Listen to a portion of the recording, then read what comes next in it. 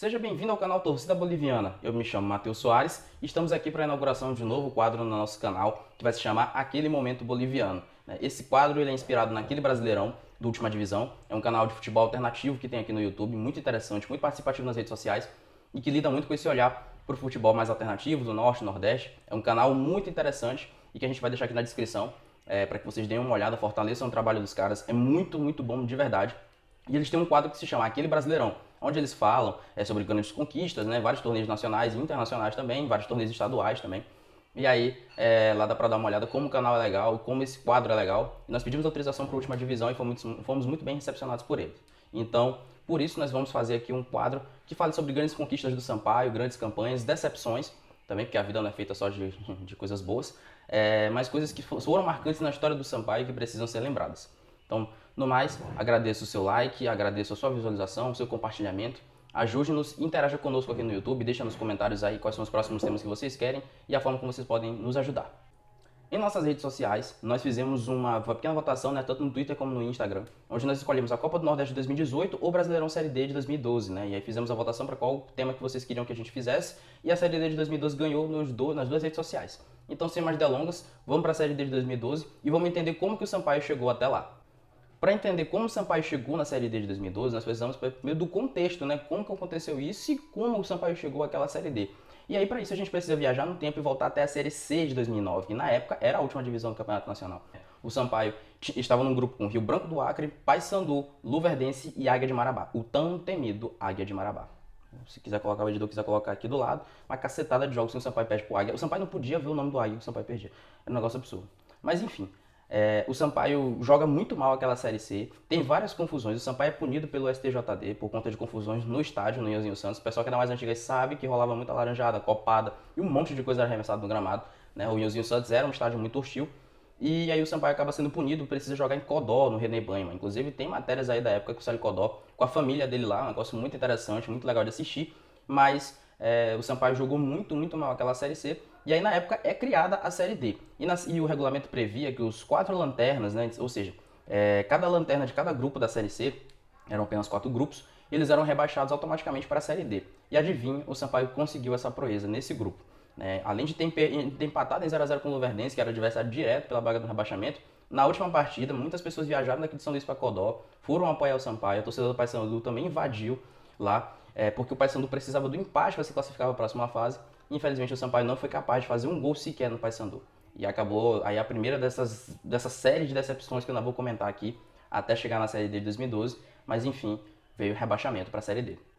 Na recém-criada Série D de 2010, o Sampaio chega como rebaixado e ainda precisa lidar com uma pequena pedra no sapato, que era o JV Lideral, que tinha sido campeão maranhense em cima do Sampaio, e com isso conseguiu conquistar uma vaga pela primeira vez no Campeonato Nacional. Além do JV Lideral no grupo do Sampaio, tínhamos o Guarani de Sobral, guarde esse nome, e o Flamengo do Piauí. E nesse grupo, o Sampaio consegue se classificar em segundo no grupo, mas uma curiosidade interessante. O Guarani de Sobral em primeiro, Sampaio em segundo e JV Lideral em terceiro tinham campanhas idênticas. 2 vitórias, 3 empates e 1 derrota. Mas o JV Lideral acabou não se classificando porque teve o pior saldo de gols entre os 3 e só tinham 2 vagas. Mas mesmo assim fica aí a lembrança para o JV Lideral, que fez uma boa campanha, uma campanha digna, né, nessa Série D. Infelizmente depois disso caiu em ostracismo, brigou com a federação, se desfiliou, ficou desativado e hoje só trabalha com as categorias de base lá em Imperatriz. Mas se você lembra do JV Lideral, deixa aí nos comentários. Classificado para a fase seguinte, o Sampaio foi enfrentar o CSA de Alagoas. O mesmo CSA que hoje também está na Série B, já enfrentou o Sampaio umas 500 vezes. Uma matéria muito legal do Brasil Fora de Série, era um quadro do Sport TV News, onde eles vieram fazer uma matéria sobre esse mata-mata, né? Sampaio e CSA, e o Sampaio ganha de 5x0. Eles dão uma volta lá no CT, o CT em umas condições ainda muito precárias, muito amadoras para a época, e o Sampaio vence por 5x0 o CSA na ida e empata 2x2. E aí, vejam só, vai enfrentar o Guarani de Sobral mais uma vez nessa Série D, dessa vez valendo vaga nas quartas de final da Série D daquele ano, que poderia valer um acesso. E infelizmente o Guarani de Sobral entrou na história do Sampaio com mais uma decepção, mais uma tragédia, porque o Sampaio perde em Sobral por 2x1, traz o jogo para São Luís, abre o placar, toma um empate e não consegue mais reagir. E aí, meus queridos, eu estava no Nhozinho Santos, foi um negócio triste, horrível. E mesmo assim o Sampaio não conseguiu reagir àquela partida. Muita gente chorando, muita decepção, mais uma tragédia e mais um ano na Série D. E nós precisávamos ser campeões maranhenses, graças a Deus conseguimos, para novamente tentar no ano de 2011. Lembrando que o regulamento daquela Série D era diferente do que nós estamos acostumados hoje. Eram 5 confrontos em mata-mata, ou seja, sairiam 5 vencedores. Para que tivesse um número de 8 times disputando uma vaga, os 3 piores, aliás, uma vaga não, né? Outras vagas, os 3 piores perdedores se classificariam, seriam formados 5 mais 3, seriam 8. Só que o Sampaio conseguiu terminar em nono dos 10. E aí, por isso, não se classificou para a próxima fase. O Guarani de Sobral continuou e se tornou como o primeiro campeão da Série D. Bicampeão maranhense em 2010 e 2011, o Sampaio entra na Série D de 2011, disposto a mudar todo esse cenário, né, na sua segunda participação na Série D e querendo um acesso. E cai num grupo relativamente fácil. O Independente do Pará, o Trem do Amapá, o São Raimundo do Pará, aquele São Raimundo, e o Comercial do Piauí. E novamente o Sampaio fica em segundo lugar, mas dessa vez um ponto atrás do Independente. E aí vem a primeira fase de mata-mata dessa Série D. E nós encontramos o Cuiabá. O Cuiabá que está na Série A hoje, né, aquele projeto lá do Gaúcho, atacante Gaúcho. Pois é, o Sampaio na época enfrentou o Cuiabá nesse mata-mata, vence por 2-1 no Iozinho Santos, muita festa, muita esperança, mas quando chega lá em Cuiabá, toma uma saraivada de 3-0, de perder um rumo de casa e acaba não se classificando. Uma nova decepção, realmente foi um negócio que abalou muito o futebol maranhense, na época já vivendo tempos de ostracismo novamente, o Sampaio com uma chance de melhora, uma esperança de alçar voos maiores, mas acabou tomando uma ripada de 3-0 e novamente foi eliminado da Série D sem conseguir o acesso. Terceira decepção em 3 anos. E aí, enfim, depois de tudo isso, para entender todo o contexto, nós conseguimos chegar à Série D de 2012. Né? O Sampaio começa a sua caminhada rumo ao acesso e rumo ao título no dia 23 de junho de 2012, lá em Cuiabá. O Sampaio caiu num grupo misto, lembre esse nome, Comercial do Piauí, o Santos e o Araguaína, o Santos do Amapá e o Araguaína de Tocantins. E no dia 23 de junho, no estádio Presidente Dutra, lá em Cuiabá, o Sampaio estreia diante do misto e ganha por 3-1 com gols de Célio Codó e Cleitinho. Mas o Sampaio ainda sai atrás do placar com um gol olímpico do atacante Furlan, também guarda esse nome. Eu lembro, uma lembrança que eu tenho, e aí é um depoimento meu pessoal, que na época eu estava no Liceu Maranhense, o jogo foi num sábado, nunca vou esquecer disso. Nós fomos jogar interclasse e eu saio de lá e ligo na Mais FM para ouvir a partida e eu já estava 3-1, então foi um resultado que me surpreendeu bastante, já vinha mastigado aí de outras decepções, mas o Sampaio começa a Série D dessa forma e eu senti naquele momento que poderia ser diferente. E lá na frente eu vou explicar por quê. Enfim, o Sampaio vence na primeira rodada, vence na segunda rodada do Comercial em São Luís por 4-0 com gols de Arlindo Maracanã, Mimique e Carlinhos Rec, 2 gols do Arlindo Maracanã. Na terceira rodada o Sampaio vence o Santos, lá em Macapá, por 3-1 com gols de Eloy, 2 gols de Eloy e um gol do Cleitinho. E na quarta rodada, na última rodada desse primeiro turno, digamos assim, da primeira fase, o Sampaio venceu o Araguaína em São Luís com gols de Ronieri, Cleitinho e Arlindo Maracanã. 3-0, 100% de aproveitamento até aí, 9 pontos, muito bom na verdade, né? Então o Sampaio já começa a buscar a classificação, já fica cada vez mais claro. E aí no retorno, na quinta rodada, cara, tem uma criança aos berros aqui.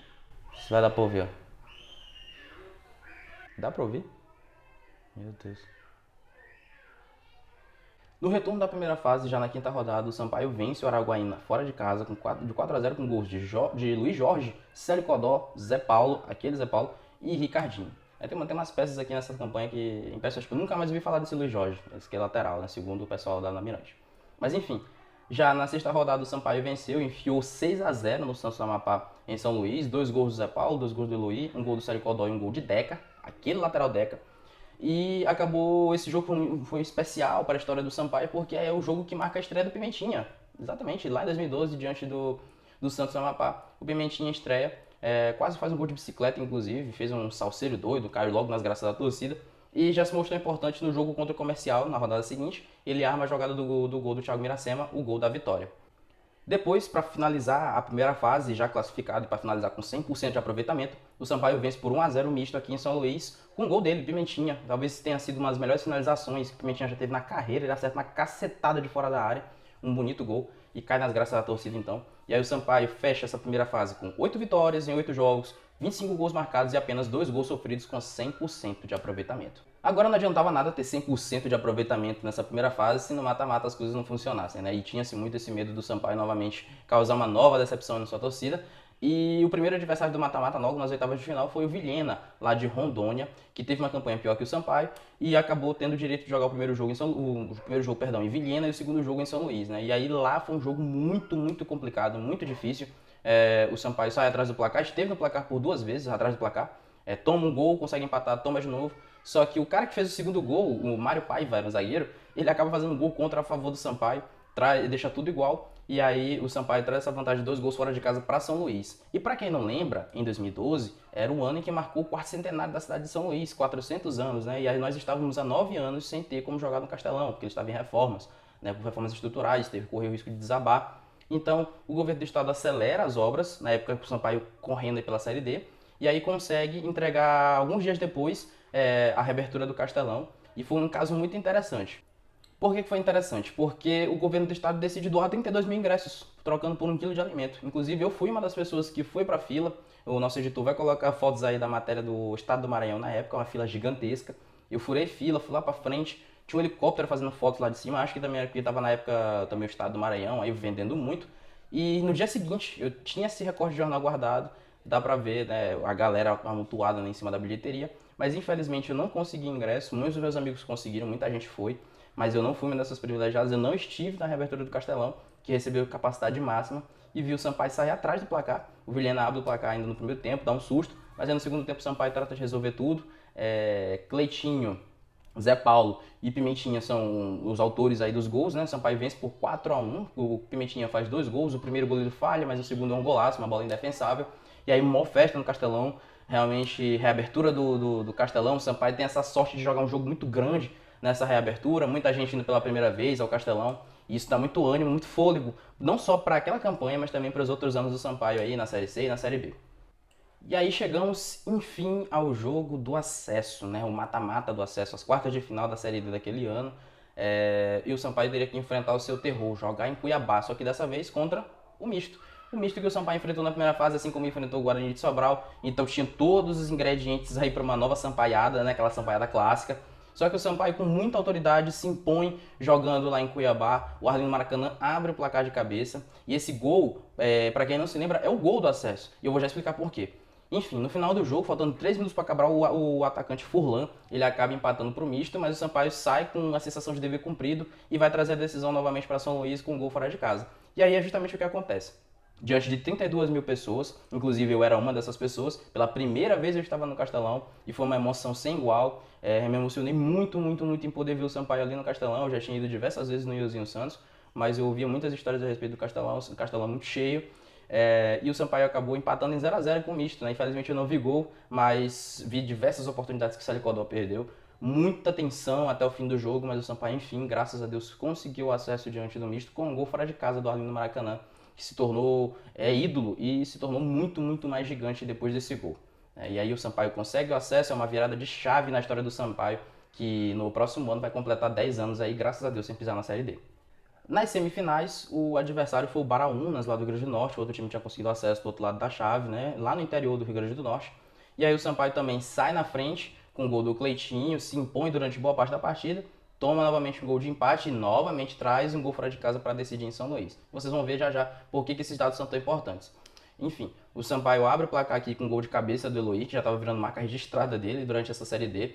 E no lance seguinte, o zagueiro do Sampaio, eu acho que é o Denilson, ele num lance bizarro, e em cima da linha, ele empurra o jogador do Baraunas que ia fazer o gol, mas que acabou sendo uma decisão acertada do Denilson, porque o Paulinho Mossoró do Baraunas perde o pênalti, e aquilo ali dá números finais da partida. O jogo termina 1-0 com aquele gol do Eloy, e o Sampaio enfim se classifica para uma final de Série C, uma Série D, mas uma final nacional, depois de 15 anos.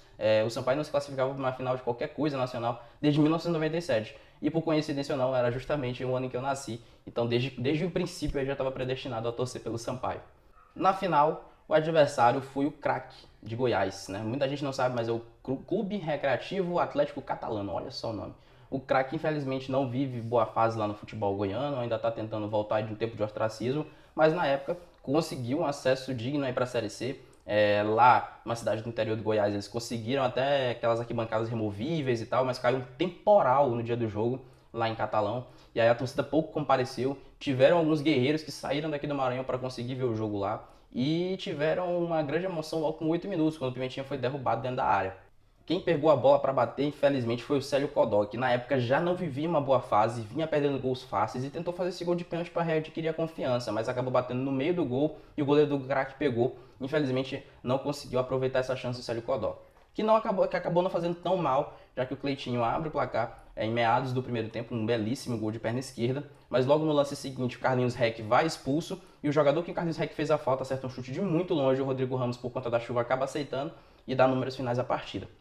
1-1 no jogo de ida, com a sensação de que o Sampaio poderia ter feito mais e poderia ter vencido a partida, mas novamente trouxe um gol fora de casa para decidir no Castelão.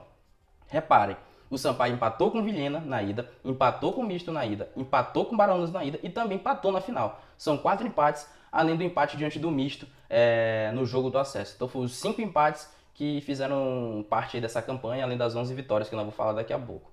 O Sampaio leva para São Luís essa decisão, e aí se lá em Catalão tiveram poucas pessoas para assistir a final, o clima não foi dos mais agradáveis, em São Luís, sol forte, 40.243 pessoas estavam presentes no Castelão, um caldeirão ali de muita gente torcendo ali, a cidade abraçou o Sampaio de fato, e aí o Eloy abriu o placar aos 17 minutos do primeiro tempo, levou o Castelão abaixo, o Castelão explodiu, foi muito legal. E aí, já no segundo tempo, o Pimentinha fez o segundo gol, deu números finais à partida, né? E, enfim, o Sampaio conseguiu garantir aí sua terceira estrela aqui, né? Essa terceira estrela amarelinha aqui é mais um título nacional e mais um título nacional invicto. O Sampaio repetiu o feito de 97, conseguindo ser mais uma vez campeão nacional invicto. Já tinha sido campeão em 72 da Taça de Prata, que é equivalente à Série B. Ganhou a Série C de 97 e ganhou a Série D de 2012. Então se tornou o único clube do país a ser campeão das 3 divisões inferiores à Série A. Né? E o Sampaio foi a campo eu vou falar o nome de todos os jogadores que eu acho mais justo do que listar só jogadores titulares, né? Mas no pôster da placar, a sequência é a seguinte: Rodrigo Ramos, Mimica, Germano, Célio Codó, Robinho, Denilson, Carlinhos Reck, David e Deca. Agachados: Dudu, Zé Paulo, Wesley, Arlindo Maracanã, Cleitinho, Thiago Miracema, Pimentinha, Ronieri e Eloy.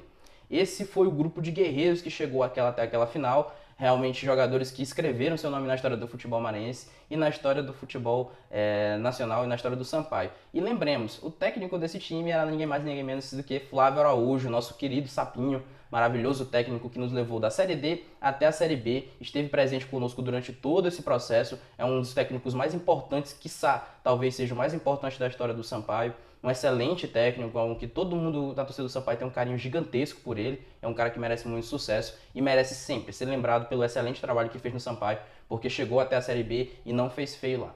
O craque do campeonato é uma decisão até muito difícil de ser escolhida. Eu não consegui encontrar quem foi eleito o craque do campeonato, né, pelas mídias sociais, aí, enfim.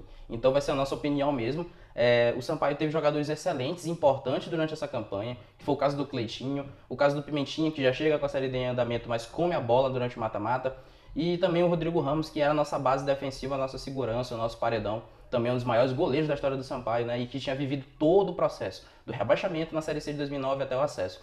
Mas eu decidi escolher entre o Eloy e o Arlindo Maracanã. Eu vou dividir esse prêmio aí do craque do campeonato para ambos, porque eram as bases do meio campo, né? E as bases de confiança, de fato, do Sampaio e do seu torcedor. O Arlindo Maracanã já tinha sido campeão na Série C de 97, como lateral direito, rodou o Brasil e voltou para o Sampaio já no fim de carreira, mas voltou jogando muita bola, jogando no meio campo. E encontrou o Eloy, né? O seu par perfeito ali para dividir o meio campo.